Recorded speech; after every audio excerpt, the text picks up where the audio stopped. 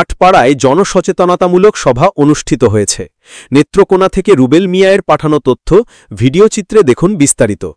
বাল্যবিবাহ, ইভটিজিং, নকল পণ্য ব্যবহার, নারী ও শিশুর প্রতি সহিংসতার নিপীড়ন ও বৈষম্যমূলক আচরণ প্রতিরোধে সচেতনতামূলক সভা অনুষ্ঠিত হয়েছে নেত্রকোনার আটপাড়া উপজেলার লুনেশ্বর ইউনিয়নে। সোমবার ২১ তারিখ বিকাল ২টার সময় ইউনিয়ন পরিষদ চত্বরে এ সভার আয়োজন করে ৩ নং লুনেশ্বর ইউনিয়ন পরিষদ।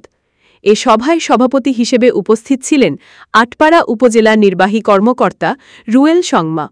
প্রধান অতিথি হিসেবে উপস্থিত ছিলেন উপজেলা সহকারী কমিশনের ভূমি নীলুফা ইয়াসমিন নিপা। বিশেষ অতিথি হিসেবে উপস্থিত ছিলেন আটপাড়া থানার অফিসার ইনচার্জ আশরাফুজ্জামান। উপস্থিত ছিলেন উপজেলা প্রকৌশলী আল মুতাসিম বিল্লাহ। উপস্থিত ছিলেন লুনেশ্বর ইউনিয়ন পরিষদের প্রশাসনিক কর্মকর্তা মোহাম্মদ দেলোয়ার জাহান। উপস্থিত ছিলেন ৩ নং লুনেশ্বর ইউনিয়ন বিএনপির সভাপতি মোসাদ্দিক হুসাইন রফিক। উপস্থিত ছিলেন ইউনিয়ন বিএনপির সাধারণ সম্পাদক মোহাম্মদ জসিমউদ্দিন ফকির সহ স্থানীয় নেতাকর্মীরা। এছাড়াও উপস্থিত ছিলেন খিলা উচ্চ বিদ্যালয়ের ছাত্রছাত্রীরা। সভায় বক্তারা বলেন, সামাজিক অবক্ষয় রোধে বাল্যবিবাহ, ইভটিজিং ও নারী নির্যাতনের মতো অপরাধগুলো প্রতিরোধ করতে হবে পারিবারিক ও সামাজিকভাবে। আইন প্রয়োগের পাশাপাশি প্রয়োজন সম্মিলিত সামাজিক প্রতিরোধ। বক্তারা আরও বলেন, মাদককে না বলুন, জীবনের পক্ষে দাঁড়ান। আপনার প্রতিবাদী হতে পারে কারো বাঁচার সুযোগ। সমাজের প্রতিটি স্তরের মানুষ যদি সচেতন হয় এবং অন্যায়কে না সহ্য করার মানসিকতা গড়ে তোলে, তাহলে এসব সামাজিক অপরাধ রোধ করা সম্ভব। সভা শেষে অংশগ্রহণকারীদের মাঝে পরিবেশ সচেতনতা বৃদ্ধির লক্ষ্যে বৃক্ষরোপণ কার্যক্রম অনুষ্ঠিত হয়। উপস্থিত অতিথিরা প্রতীকীভাবে গাছের চারা রোপণ করেন এবং সবাইকে পরিবেশ রক্ষায় নিজ নিজ এলাকায় বেশি করে গাছ লাগানোর আহ্বান জানান। প্রতিটি গাছ একটি প্রাণ, পরিবেশ বাঁচাতে হলে আজই গাছ লাগাতে হবে, এমন বার্তায় শেষ হয় অর্থব্যাপী এই সচেতনতামূলক কার্যক্রম।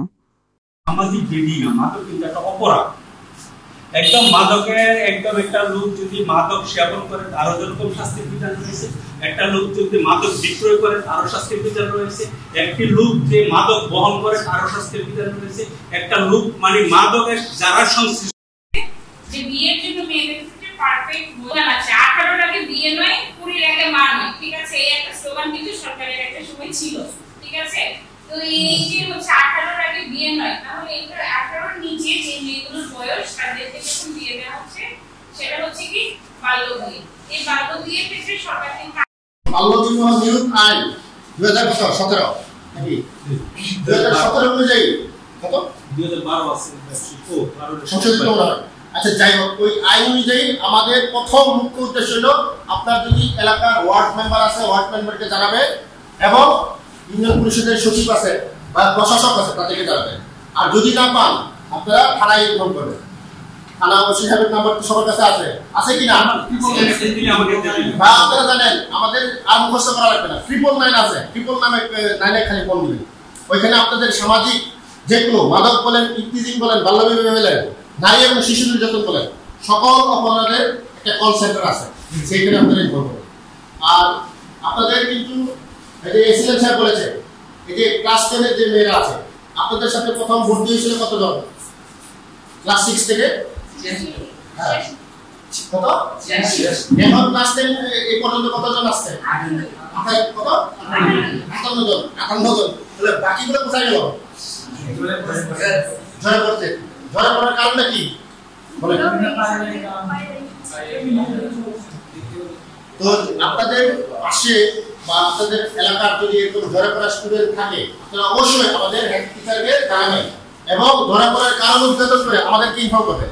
দরকার হলে আমরা আর্থিক সাহায্য দিয়ে তাকে আমরা পড়ালেখা চালিয়ে যাবো। কারণ 16 বছরের তার বিরুদ্ধে কিন্তু একদম আইনের স্পেসিফিক করা আছে, দর্শন মামলা নেওয়া যাবে। 16 বছরের কম বয়সে যদি কোনো স্ত্রীর সাথে সে যদি তার সংসার করে তাহলে কিন্তু দর্শনের অভিযোগ হবে, তার বিরুদ্ধে দর্শনের মামলা। অর্থাৎ এই কাজগুলো টোটালি আমাদের করা যাবে না, এগুলি এর আইন করতে একটা বাল্য বিবাহ টোটালি করা যাবে না, বাল্য বিবাহ করা।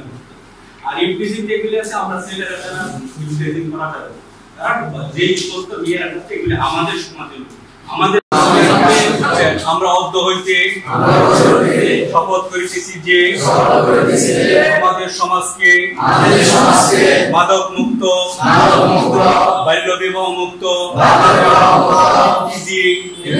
নারীর প্রতি সহিংসতা সর্বাত্মক কাজ করিব। আমরা নিজেরা মাদক গ্রহণ করিব না, অন্য কেউ মাদক গ্রহণ করিলে তাদের মাদক মুক্ত হওয়ার জন্য সর্বাত্মক সহযোগিতা করব। প্রয়োজনে প্রশাসনকে অবহিত করে আমাদের সুন্দর সমাজকে আরো সুন্দর করে করার জন্য প্রতিজ্ঞাবদ্ধ থাকব। সৃষ্টিকর্তা আমাদের সহায় হন।